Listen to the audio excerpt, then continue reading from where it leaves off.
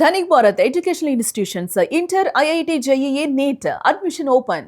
జగన్మోహన్ రెడ్డి గారు నిన్న రాష్ట్ర ప్రజలకందరికీ మంచి కథలు చెప్పారు. ఆ కథల్లో వాళ్ళ కుటుంబము చాలా అమాయకమైన కుటుంబము, చాలా శాంతికరమైన కుటుంబము, చాలా ఓర్పు సహర్శీలమైన కుటుంబం అని తెలియజేసుకున్నారు. పాపం ఆ కథలో ప్రతి నాయకుడిగా విలన్ గా చూపించిన వ్యక్తి పార్థసారథి రెడ్డిని గురించి మాట్లాడారు. అదే పార్థసారథి రెడ్డి మీడియా ముందుకొచ్చి, అవును మీ తాత వైఎస్ రాజారెడ్డి గారిని నేనే చంపానని చెప్పేసి మీడియా ముందుకు వచ్చి చెప్పారు. దానికి సంబంధించిన శిక్షను కూడా అనుభవించానని చెప్పేసి చెప్పారు. ఎందుకు చంపారు కూడా చెప్పారు.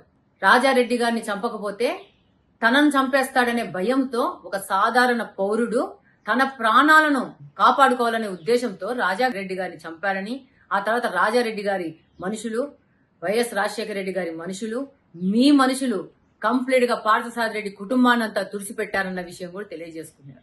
ఈ విషయము ముందుగా రాష్ట్ర ప్రజలందరూ తెలుసుకోవాలి. ఏంటంటే పులివెందల్లో ఎలాంటి భయానకమైన వాతావరణాన్ని ఈ 30 సంవత్సరాల్లో వైఎస్ గారి ఫ్యామిలీ తయారు చేసింది.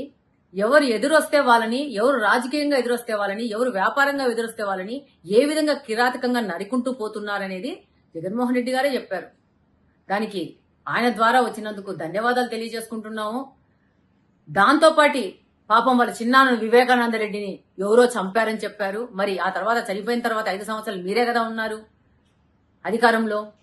మీకు 5 సంవత్సరాల కాలంలో మీ చిన్నాన్నని ఎవరు చంపారో నిరూపించలేకపోయినారా? లేకపోతే ఆ చంపినోళ్ళు మీకు సంబంధించిన వ్యక్తులు, మీ కుటుంబంలో సంబంధించిన వ్యక్తులు అని చెప్పేసి కాపాడుకున్నారా? దానికి సమాధానం మీరే చెప్పాలా. ఈ రోజు కడపలో జరిగిన ఒక దారుణమైన హత్య, దస్తగిరి హత్య. ఆ దస్తగిరి హత్యలో మీ పార్టీ వాళ్ళని మీరే చెప్తా ఉంటారు.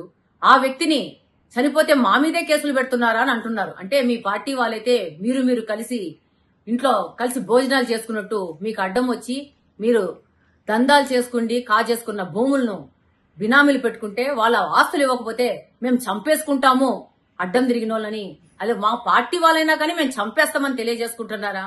దానికి మీరు సమాధానం చెప్పాలి. కానీ 19 నుంచి 24 మధ్యన ఒక వైకాపా ప్రభుత్వం లేదు ఈరోజు రాష్ట్రంలో. ఈ రోజు ఉండేది కూటమి ప్రభుత్వము. డెఫినెట్ గా నేరం చేస్తే ఆ నేరానికి సంబంధించి నేరం చేసిన వ్యక్తులని మీద ఎఫ్ఐఆర్లు రిజిస్టర్ అవుతాయి, వాళ్ళ మీద విచారణ జరుగుతుంది, వాళ్ళు శిక్ష అనుభవించక తప్పదు. దీన్ని రాష్ట్ర ప్రజలందరూ గమనిస్తున్నారు. మీరు దోచుకున్న డబ్బులను బినామీ పేర్ల మీద పెట్టుకుని వాళ్ళందరినీ చంపేసుకుంటా పోతాము, మా మాట వినకుండా పోతామంటే దాన్ని చూస్తూ సహించేందుకు రాష్ట్ర ప్రభుత్వం సిద్ధంగా లేదు. ఇలాంటి కార్యక్రమాలు చేసిన మీ వ్యక్తులు, మీ ఇంట్లో వ్యక్తులు, మీ అనునాయులు ఎవరైనా కానీ చట్టానికి అతీతులు కారని సందర్భంగా తెలియజేసుకుంటున్నారు.